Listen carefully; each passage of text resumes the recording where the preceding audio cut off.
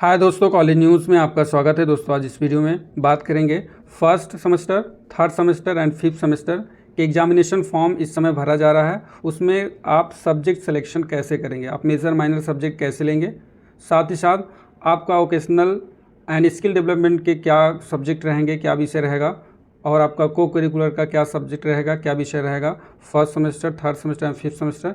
साथ ही साथ पीजी के जो स्टूडेंट हैं एमए, एमएससी, एमकॉम के, उनके भी फर्स्ट एंड थर्ड सेमेस्टर के बारे में इस वीडियो में बात करेंगे। तो सभी स्टूडेंट वीडियो में लास्ट तक बने रहेंगे। आई होप आपका सारा डाउट क्लियर होगा। वीडियो को अभी तक लाइक नहीं की तो लाइक कर दें, सब्सक्राइब नहीं की सब्सक्राइब कर दें, जिससे आने वाले वीडियो का नोटिफिकेशन आपको मिलता रहे। सबसे पहले third semester and fifth semester की बात करेंगे, उसके बाद फर्स्ट सेमेस्टर की बात करेंगे। स्नातक द्वितीय वर्ष यानी तृतीय एवं चतुर्थ सेमेस्टर में प्रवेश संबंधी दिशा निर्देश यहाँ से देखते हैं।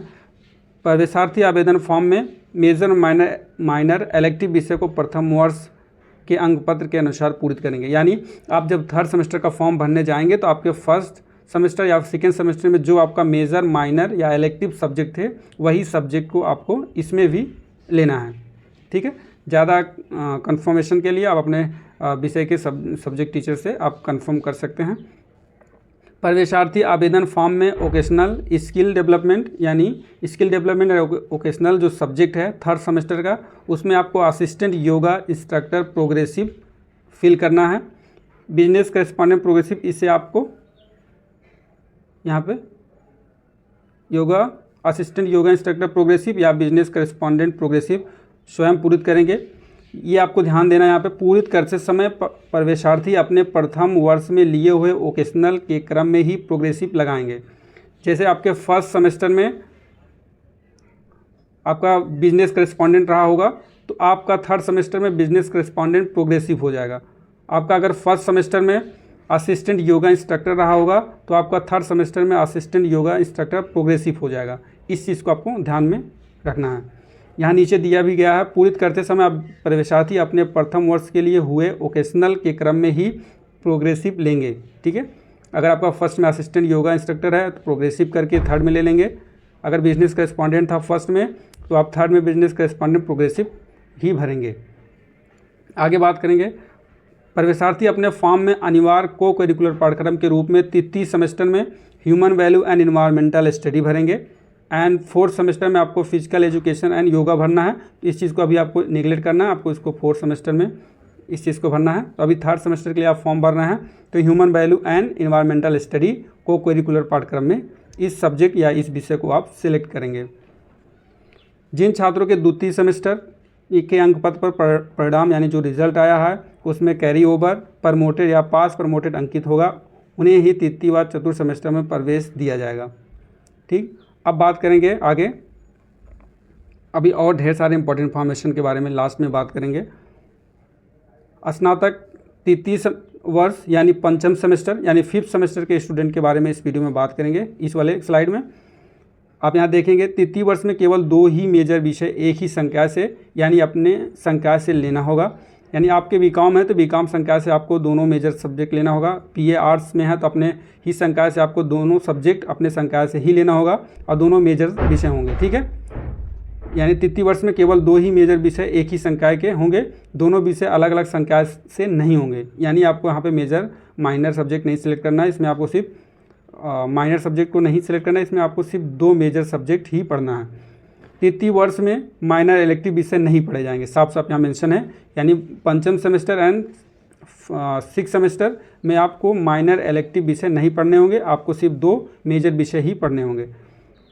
तृतीय वर्ष में आपको कौशल विकास पाठ्यक्रम भी नहीं पढ़ने होंगे। यानी आप fifth semester and six semester में आपको स्किल डेवलपमेंट का पेपर आपको नहीं देना होगा, ये आपको पढ़ना ही नहीं होगा। ठीक, तृतीय वर्ष में दोनों सेमेस्टर के अनिवार्य को करिकुलर विषय के रूप में आपको को करिकुलर विषय का एग्ज़ाम देना होगा, ये आपको सिलेक्ट करना होगा।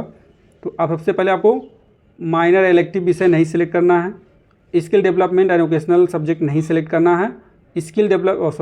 को करिकुलर विषय में आपको फिफ्थ सेमेस्टर के लिए analytic ability and digital awareness को सिलेक्ट करना है।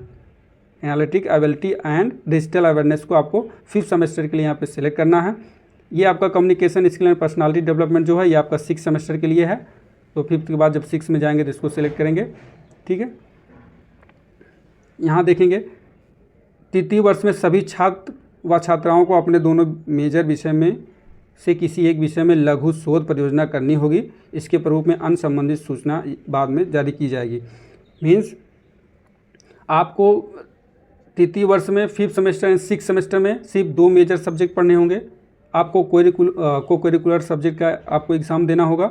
उसके बाद आपको एक लघु शोध परियोजना करनी होगी, यानी आपको एक टॉपिक दे दिया जाएगा, उसमें आपको उसके बारे में आपको डिटेल में लिख के सबमिट करना होगा। ठीक है, तो यहाँ पे दिया गया है, इसके बारे में आपके डिपार्टमेंट के द्वारा बताया जाएगा। स्नातकोत्तर यानी पीजी के जो स्टूडेंट एमए एमएससी एमकॉम के स्टूडेंट हैं, यहाँ पे आपका दिया गया माइनर इलेक्टिव विषय का अध्ययन नहीं करना होगा। यानी जो 9th एंड 10th सेमेस्टर में, इसमें भी आपको माइनर इलेक्टिव विषय का नहीं पढ़ना होगा जो पीजी के स्टूडेंट हैं। स्नातक द्वितीय वर्ष में दोनों सेमेस्टर में, यानी स्नातक एमए एमएससी एमकॉम के जो स्टूडेंट हैं, जो सेकेंड ईयर में 9th एंड 10th सेमेस्टर में यानी 3rd या 4th सेमेस्टर में हैं, उन्हें माइनर इलेक्टिव सब्जेक्ट नहीं पढ़ना होगा, मेजर सब्जेक्ट पढ़ना होगा। साथ ही साथ उनको दोनों सेमेस्टर में आपको वृद्ध शोध यानी वही डिजर्टेशन आपको लिखना होगा। इसके आगे आपके डिपार्टमेंट के द्वारा आपको इन्फॉर्म किया जाएगा। अब बात करेंगे फर्स्ट सेमेस्टर के। यहाँ पे बात करें फर्स्ट सेमेस्टर के जो एमए एमएससी एमकॉम के स्टूडेंट हैं, वो अपना फीस रसीद देखेंगे, उसमें आपका सब्जेक्ट मेंशन है, उसी हिसाब से आप फॉर्म भरेंगे। ज़्यादा कन्फर्मेशन के लिए एमए एमएससी एमकॉम में कम स्टूडेंट होते हैं, आप अपने टीचर से कंसल्ट कर सकते हैं। ठीक है, अब आगे आएंगे BA BSc and BCom first semester के स्टूडेंट के बारे में। तो बीए बीकॉम एंड बीएससी के जो स्टूडेंट हैं, वो उनके जो फीस रसीद है उसमें जो मेजर माइनर सब्जेक्ट लिखा गया, उस मेजर माइनर सब्जेक्ट को वो सिलेक्ट करेंगे। सब्जेक्ट में उनके फीस रसीद जो उनको मिला उसमें ऑलरेडी मेंशन है। ठीक है, और वो उसी के अकॉर्डिंग अपने क्लासेस भी कर रहे होंगे मेजर माइनर के, तो उसी हिसाब से आपको अपना सब्जेक्ट सेलेक्ट करना है। और आपको स्किल डेवलपमेंट एंड वोकेशनल में बिजनेस करेस्पॉन्डेंट सेलेक्ट करना है। ठीक, और को करिकुलर सब्जेक्ट के रूप में food nutrition and hygiene subject को सिलेक्ट करना है। आई होप आपका डाउट क्लियर हो गया। फर्स्ट सेमेस्टर में जो स्टूडेंट हैं वो बिजनेस करेस्पॉन्डेंट स्किल डेवलपमेंट में सिलेक्ट करेंगे और को करिकुलर में food nutrition and hygiene select करेंगे। यही स्टूडेंट जब 3rd सेमेस्टर में चले जाएंगे तो बिजनेस करेस्पॉन्डेंट प्रोग्रेसिव यूज़ करेंगे, और 3rd सेमेस्टर में को करिकुलम का आपका human value and environmental study होगा। ये आपका मार्कशीट जो है फर्स्ट सेमेस्टर के स्टूडेंट का ही है, बीए का, बीए बीएससी बीकॉम के स्टूडेंट का, यहाँ से आप देख सकते हैं। कुछ इस प्रकार का आपका मेजर माइनर सब्जेक्ट होगा, उस हिसाब से आपको सिलेक्ट कर लेना है। सो दोस्तों, आशा करता हूँ वीडियो आपको पसंद आया होगा। वीडियो को लाइक एंड सब्सक्राइब करें, बाद में बेल आइकन को प्रेस करें, जिससे आने वाले वीडियो का नोटिफिकेशन आपको मिलता रहे।